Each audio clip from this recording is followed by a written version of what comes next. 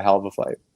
Exactly. But let's get started with the first fight in the card, which Sure. is a women's strawweight matchup, which is pitting 10-2 Amanda Ribas, who is the -175 favorite, going up against Angela Hill, who is 13-9, is the +145 underdog. What's your first thoughts on this matchup? Yeah, man, this is a great start to the main event, or the main card. I'm sorry. You have Amanda Ribas, who, after 4 straight wins in the UFC over Mackenzie Dern, Randa Marcos, and Paige VanZant, was poised to be the next big thing. You know, she was the it girl of the UFC, and then she ran into our main event co-headliner Marina Rodriguez and lost that fight. While on the other side, you have Angela Hill, 6-year UFC veteran, who, due to her record, has kind of become and given the role of gatekeeper in the strawweight division. Yeah. And lately, to be honest with you, Hill's biggest opponent has been the judges, getting the losing end of 2 split decisions in the last 2 fights between Gedalia and, I believe, Waterson. But she's looking to get back to her winning ways and work her way towards a title shot and a rematch with Rose Namajunas to this fight, trying to keep the fight standing and keep a nonstop pace like she's known to, utilizing her stand-up and her kickboxing to help score the win. With Ribas, I see her trying to take it to the ground in an attempt to tire out Hill and get a submission. And with Ribas, her stand-up is developing, but what we got in what got her into the UFC is her ground game. So look to see this fight go to the ground a lot. And if the fight stays standing, still Hill is going to be too much for Ribas, in my opinion. And when it comes down to my decision for this fight, I'm going to go with Amanda Ribas by second round submission. Yeah, as you see right here, we got Amanda Ribas fighting out of Brazil, and then you got Angela Hill fighting out of New York City. Ribas is 27, Hill is 36, so she's given up 9 years of youth. You got Ribas, who's 116, and you got Hill, who is 115 and a half. They both have the same height. Ribas has the 66 reach advantage to 64 and a half of Hill. And Ribas fights out of America Top Team, and then Ribas Family, which is our primary gym. And then you got Hill fighting out of Alliance gym over there. And as you can see here, I have notes right here so everybody can see, to give everybody the kind of input of what we have in the background. But Ribas holds a black belt in both jiu-jitsu and judo against the Muay Thai styles of Hill. However, Ribas she's going to want that takedown.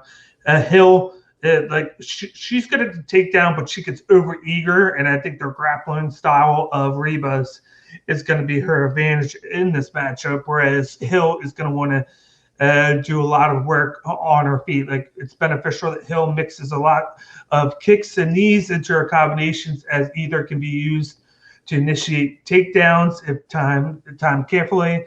That's something for Ribas, because Hill's really good with the combos, but if she rushes everything, and then she does too much, Ribas is going to know that, and Hill is prone to being taken down because of her volume. Mm-hmm. Ribas should be looking to clinch.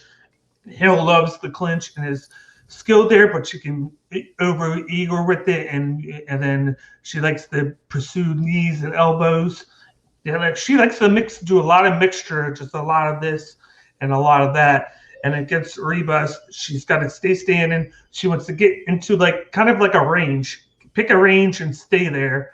Kind of like what happened in the Rosenstruck fight against Gane. Gane stayed a distance away. He knew that he had to respect Rosenstruck's striking, and then he knew he has to stay in range. And that's what she needs to do, respect that Ribas could decide to go for that takedown, even though she's not known for that.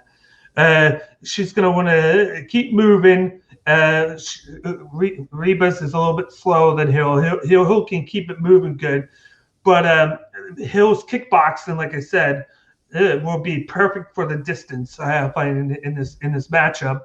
And she's going to want to attack the legs and then go in, go out, pick and choose her shots, go in and go out.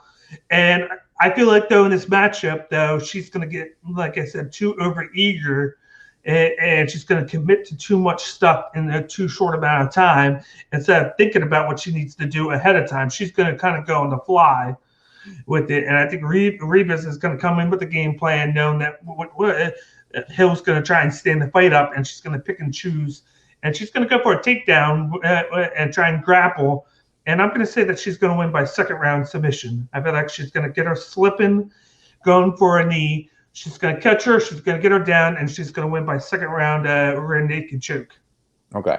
I don't see Hill ever attempting a takedown in this. I think I know you said that she's prone to it sometimes, but she gets overeager.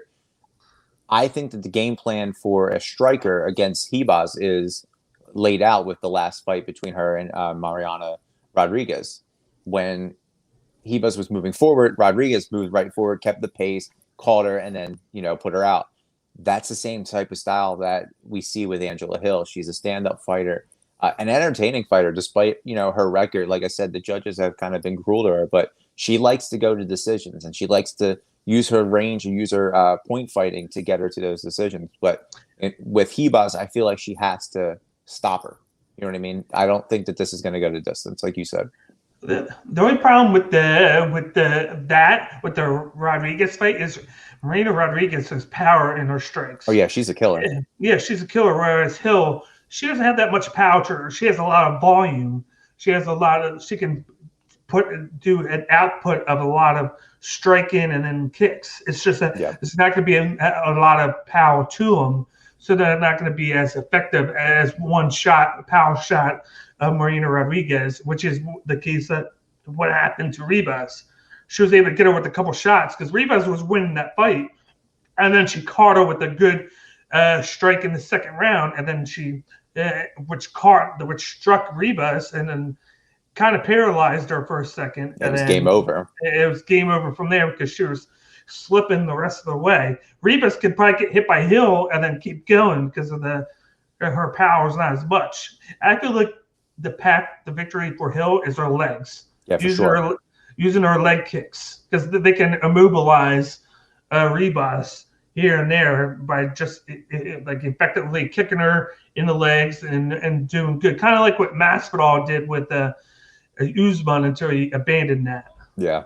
If you can stop a wrestler, BJJ practitioner from getting those takedowns by taking out their wheels, it's pretty effective.